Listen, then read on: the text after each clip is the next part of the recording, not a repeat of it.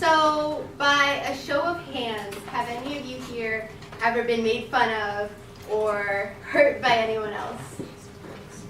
Awesome. Okay, me too.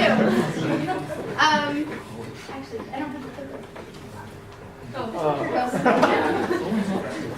Here we go. Okay, so I can basically say we've all been hurt from time to time. Because me too. Once upon a time, I enjoyed my school experience. I had great teachers, good friends, good grades. I felt like I went to an average elementary school with average people, and that the things that we heard and learned about bullying would never happen to me. I mean, my advice to you is to always expect the unexpected. I remember one day in the second grade, my friends and I were waiting outside of Mrs. Miles' classroom when all of a sudden my face turned red, my eyes started tearing up, my hands and feet got jittery, and my heart felt as if it were going to beat out of my chest, kind of like how I'm feeling right now. You know what, Savannah? You're not very pretty and you're not very nice. Why are we even friends? I guess words can hurt as much as sticks and stones, right? About 21% of students in the U.S. today report bullying on average during a regular school year. 48% of students don't report anything, but they intervene between a bully and a peer. 30% of students don't report anything at all.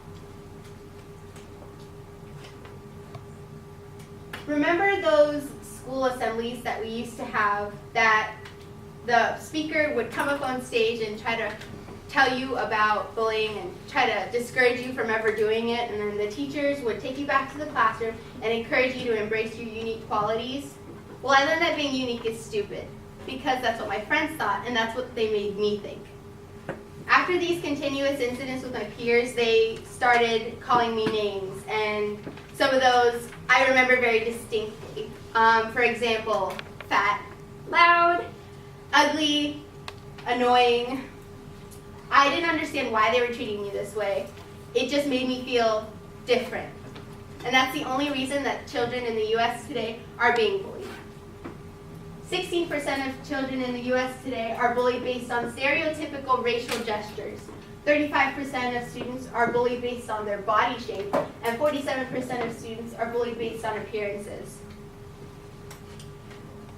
I didn't understand why this was happening, and after all these incidents, my personality changed quite noticeably.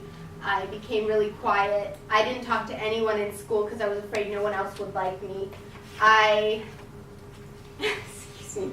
I didn't want to talk to anyone because I felt ashamed of myself for whatever reasons. I wore big clothing so that I could hide my body from my peers. And I felt that the only people in the world that would ever accept me for who I was as a person was my family. Students who face bullying or situations that I've been in generally experience grief, anxiety, depression, stress, panic disorders, other mental health problems, poor academic difficulties, and poor school adjustment. These are some examples. They are real-life examples of people who dealt with their bullying in not the greatest way. Luckily, after the 4th grade, I was homeschooled, and in the time that I spent with my family and with other friends, I was able to overcome the pain and the self-consciousness that I felt. I was able to regain my confidence by learning about who I was as a person and learning to view myself as more than what anyone else would think of me. My experience with bullying, I realize now, made me more confident, made me the person that I am today. And this is why I can speak in front of you guys without too many problems. Who I am now as a person has definitely been an amazing opportunity. And yes, I know this sounds crazy and just weird, but I'm grateful to have had the opportunity to have been bullied and pestered. But others who have been placed in my situation haven't been as lucky. As a result of bullying, 30% of students harmed themselves, 30% had suicidal thoughts, 20% of students skipped classes, 10% had failed suicide attempts, and 10% abused drugs and alcohol. All of this while still in school, according to the annual bullying survey in 2014. So what do you think of that? Obviously, it's pretty sad. I guess I was right then, huh? Sticks and stones will break your bones, but words can possibly kill you. We've all picked on our friends from time to time, and it may have been playful and funny and you didn't mean anything by it, but the results of our jokes can potentially be deadly. Suicide for adolescents in the United States is the third leading cause of death. That's about 44,000 deaths in the last 10 years. I learned to encourage the people that I knew who were being hurt. I learned to encourage them to embrace their unique qualities and to embrace their personalities. And I encourage you all to do the same, regardless of what anyone else thinks of you. My friends and family helped me with my experience, and I'm grateful for their love and their support every day. I learned to be happy and confident with myself, and I don't care what anyone thinks of me because you know what? That's your problem if you have something against me. My experience is something I will never forget. It followed me through middle school and still haunts me now as a sophomore because I have to see my old friends' faces every day until I graduate. I'd like to encourage you all to stay bold and stay brave and stand up for those who feel as if they don't have a voice. Stand up for yourself as well when you feel you don't have a voice. I'd like to conclude with a poem by children's author Shel Silverstein.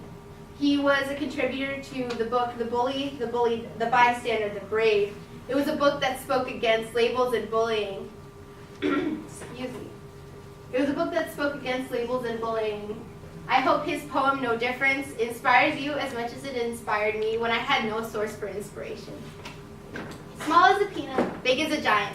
We're all the same size when we turn off the light. Rich as a sultan, poor as a mite. We're all worth the same when we turn off the light.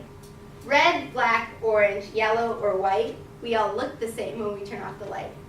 So maybe the way to make everything right is for God to reach out and turn off the light. Thank you.